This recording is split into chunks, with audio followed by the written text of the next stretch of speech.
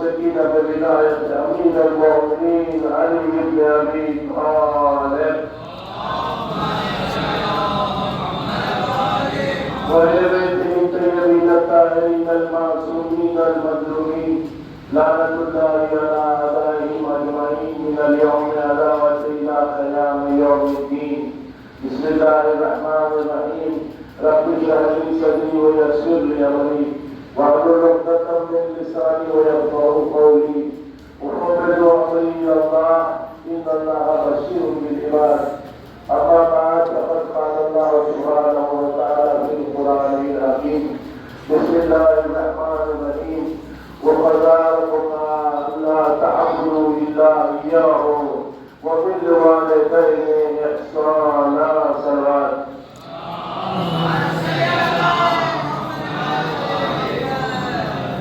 پروردگار عالم نے کائنات کا سارا علم ہر خشک تک قرآن مجید میں رکھا ہے اور قرآن کو معجزہ بنا کر اپنے نبی پر نازل کیا. ایسا کوئی نہیں جو قرآن کو جھٹلائے. نہ قرآن کو کوئی جھٹلا سکتا ہے نہ قرآن کی کسی آیت کو. اگر کوئی قرآن کی کسی آیت کو بھی جھٹلائے تو وہ دائرہ اسلام سے خارج ہے. لہذا چونکہ دونوں ہمارے درمیان ہوا کرتا ہے. یہ پروردگار کی عطا کردہ نعمت ہے ہمیں کہ ہم مجلس اعلیٰ میں آ کر دعائے شہزادی فاطمہ الزہرا صلوات اللہ علیہا حاصل کرتے ہیں اور اس کے ساتھ ساتھ اپنی زندگی کو گزارنے کے دستور کے قوانین کہ ہمیں زندگی کیسی گزارنی چاہیے اور دین کے متعلق معلومات بھی انہی باتوں سے ہوتی ہے. زیادہ چونکہ نوجوانوں کا مجمع ہے اسی لیے میں نے سورہ اسراء کی 23ویں آیت کا حصہ جہاں پروردگار عالم ارشاد فرما رہا ہے کہ اپنے رب کی عبادت کرو اور دیکھو سوائے اپنے رب کی کسی اور کی بندگی نہ کرنا مگر یہ کہ اپنے والدین سے احسان کرو. تو جہاں پروردگار عالم اپنی عبادت کا حکم دے رہا ہے اس کے ساتھ ہی یہ بتا نہیں کر رہا ہے کہ دیکھو کسی اور کی عبادت نہ کرنا مگر اپنے والدین سے احسان کرنا. یہاں پروردگار عالم یہ دکھا رہا ہے یہ سمجھا رہا ہے کہ میری عبادت کے ساتھ ساتھ اگر کسی کی اطاعت کرنا ہے تو وہ والدین کی اطاعت کرنا. والدین کی اطاعت کے بغیر پروردگار اپنی عبادت قبول نہیں کرے گا. جو والد طرف تو مولا کائنات سے فرمایا کہ اے علی تم میرے بستر پر سو جاؤ. تو مولا نے جواب دیا کہ یہاں مولا نے جواب اسی لیے دیا تاکہ وہاں جو اور لوگ تھے وہ جان لیں کہ مرتبہ کیا ہے.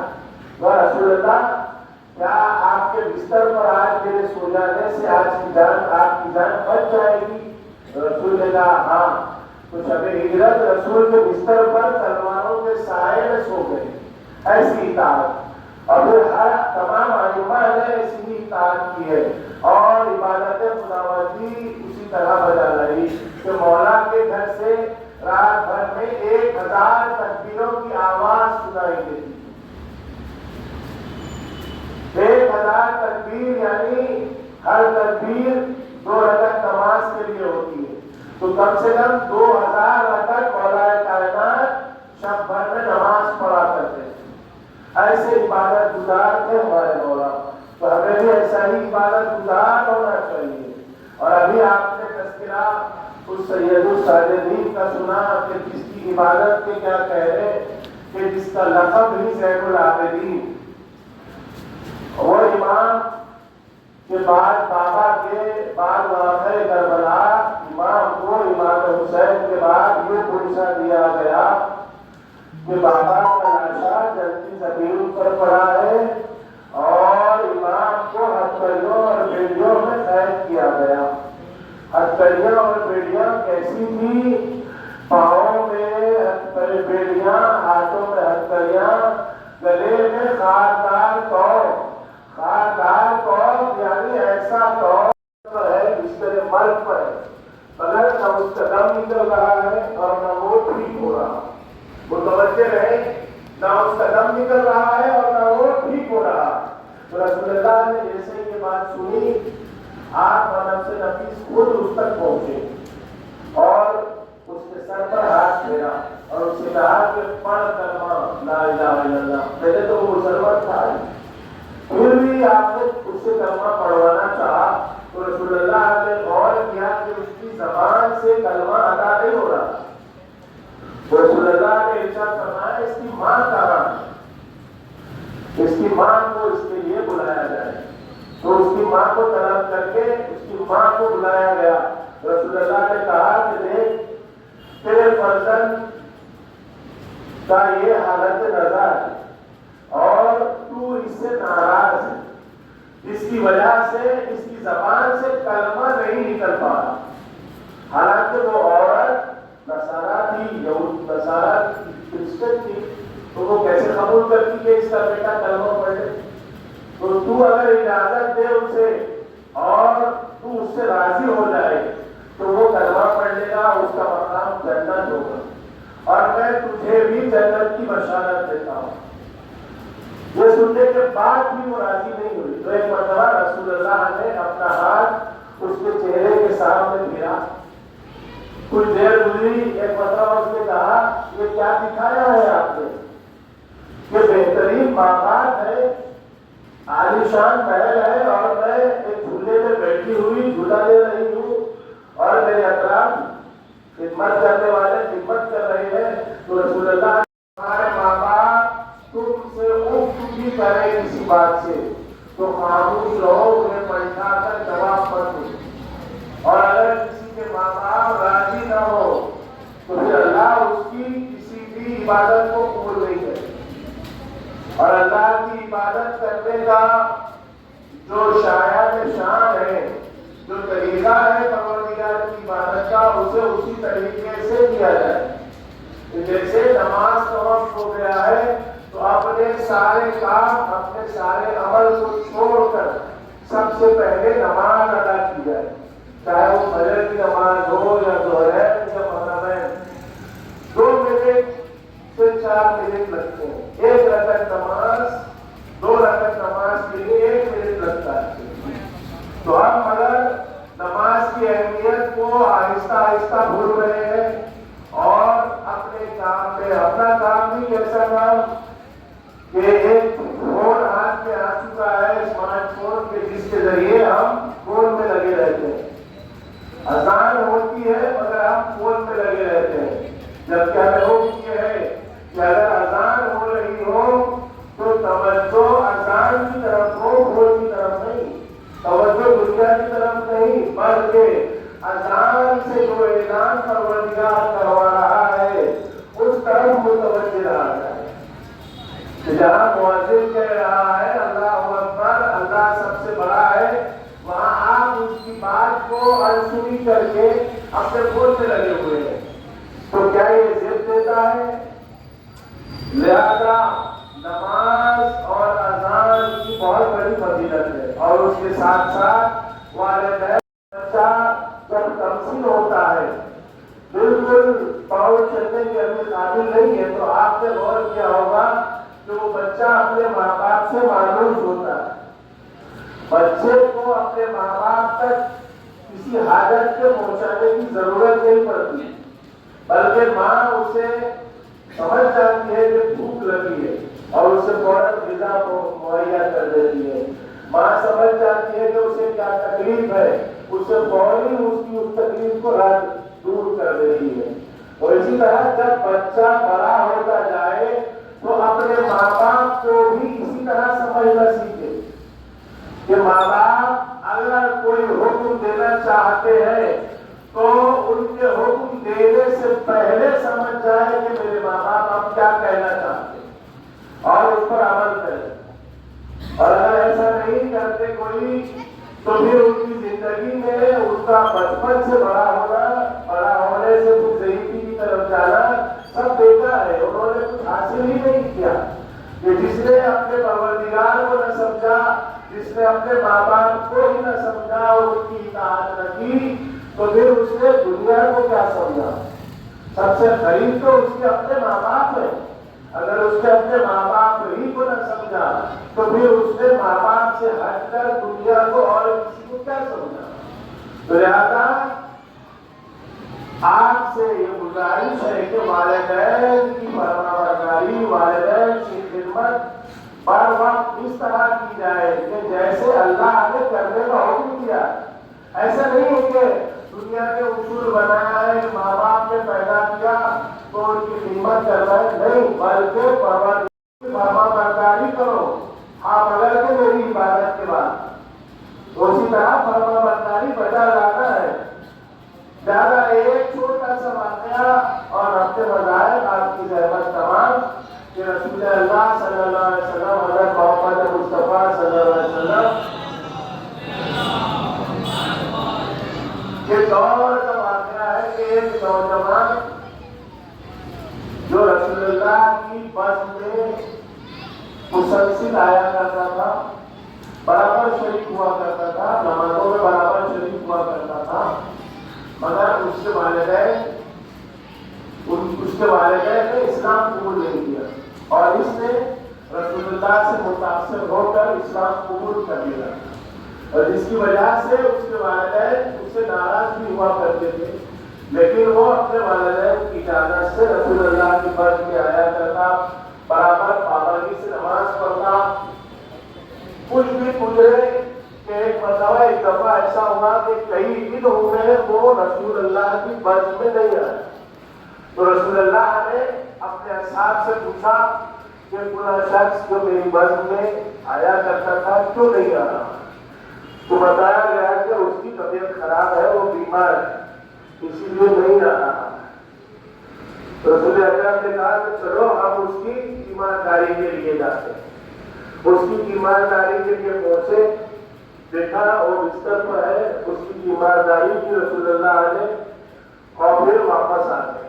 پھر کچھ دن گزرے تھے کہ ایک مرتبہ رسول اکرم کے پاس اس کے خاندان سے کچھ لوگ آئے, آ کر کہنے لگے کہ یا رسول اللہ وہ شخص, لہذا وہ اپنے بچے سے راضی ہو گئی.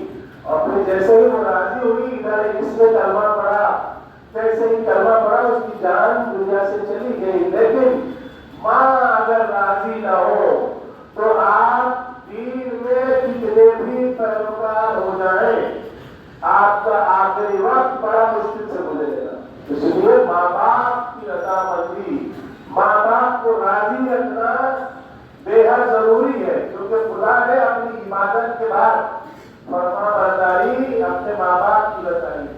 بے شک پروردگار عالم نے مقام کو قرآن میں یہ بھی کہا کہ بسم اللہ الرحمن الرحیم, یا ایھا الذین آمنوا اطیعوا اللہ واطیعوا الرسول واولی الامر منکم, کہ میں اللہ کی اطاعت کرو, رسول کی اطاعت کرو اور اس کی اطاعت کرو جو اولی الامر ہے. ہمیں ائمہ اطہار کی بھی اطاعت ضروری ہے اللہ کی عبادت کے ساتھ ساتھ, لیکن ائمہ نے بھی اپنی زندگی کیسے گزاری کہ ہمیشہ اللہ کی عبادت کے ساتھ ساتھ اطاعت کرتے رہے اپنے والدین.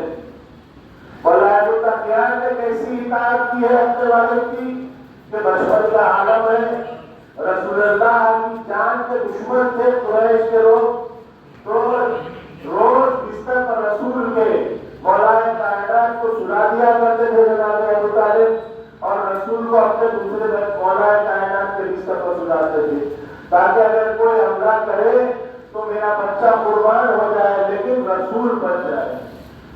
مولا کائنات اطاعت میں تھے اپنے ماں باپ, اسی لیے تو رسول کے بستر پر سو جاتے تھے. یہی نہیں بلکہ شب ہجرت بھی آپ نے سکینہ بے چین ہو کر دنیا کو وہ لگی, آؤ سنورو کھڑے میں دنیا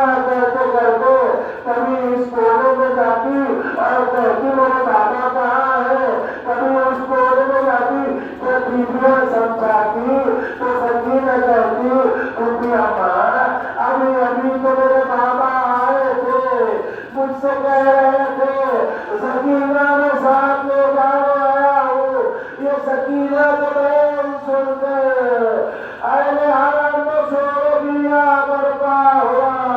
ایک مرتبہ سر حسین قید و شام میں آیا. سکینہ نے اپنے بابا کے سر کو لیا, رخسارے پر رخسارا رکھ کر فریاد کرنے لگی کہ بابا آج کے بعد تماچے لگائے گئے, تالیاں مارے گئے, آج میرے کان زخمی ہے, آج میرے گوشوارے پہنائے گئے, ارے اس طرح اتارے گئے کہ میرے کان زخمی ہو گئے. یہ کہتے سکینہ خاموش ہو گئے. سید سجاد نے کر کے اس کو دیکھا اور کہا انا للہ و انا الیہ راجعون. بیوی نے قید ستم میں ہمیں چھوڑ دیا. اسی قید خانے میں سکینہ کی مزار بنائی گئی. وسيعلم الذين ظلموا ويعلم الذين يظلمون. ربنا تقبل منا انك امام کے گلے اور گردن کو چبھتی جاتی تھی اور ایک لنگر, ایک زنجیر امام کی کمر میں باندھی گئی اور اس زنجیر سے امام کے ہاتھ اور پاؤں اس طرح باندھ دیے گئے تھے کہ ہمارا امام رکوع کے عالم میں چلتا تھا. اور چلتا تو کیسے راستوں سے گزارا گیا, کانٹوں بھرے راستوں سے گزارا گیا, گرم ریت سے گزارا گیا. سید سجاد کے پاؤں میں چھالے پڑ جاتے تھے, کانٹوں کے زخم سید سجاد کے پاؤں میں ہوتے تو ننھی سی بہن سکینہ جب بھی قافلہ اٹھتا آگے بڑھتی, اپنے بھائی کے پاؤں سے کانٹوں کو نکالتی, چھالوں کو صاف کرتی تھی. ہائے ایسی بہن سیدوں سے سجاد, ایسی بہن کو تماچے کھاتے ہوئے دیکھا ہے. ہائے ایسی بہن کے زخمی کان دیکھے ہیں. عزیزو, وہ سکینہ جو حسین کی لاڈلی تھی, اس قدر حسین عزیز رکھتے تھے کہ بھرے ہوئے دربار میں کہ جہاں وزیر نے کہا کہ سکینہ تم کہہ رہی ہو نا کہ تمہارا بابا تمہیں بہت چاہتا تھا تو ہمیں ثابت کرو, تو سکینہ نے زمین پر بیٹھ کر اپنا دامن پھیلایا اور کہا بابا یزید ہماری محبت کا امتحان لے رہا ہے. ارے سر حسین پہلے قلعہ سے سکینہ کے پاس آیا.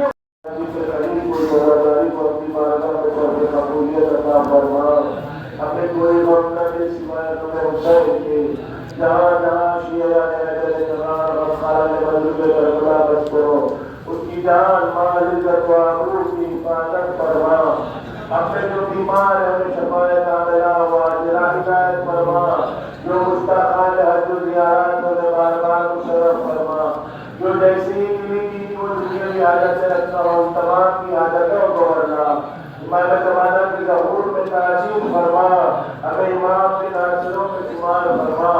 آپ حضرات سے معلومہ ایک مرتبہ سورہ حمد اور 3 مرتبہ سورہ اخلاص کی تلاوت فرما کر ان مرحومین کو عطا فرمائے. مرزا سلیم حسین ابن محمد سجاد علی, ساجدہ مہرالنساء بنت محمد فیض علی, سیدہ فخر حسین نقوی, فاطمہ بیگم, سیدہ زینت فاطمہ, میر طلبہ عباس الحسین, میر حیدر عباس الحسین, میر حسین عباس الحسین اور سیدہ سلیمہ بیگم صاحبہ.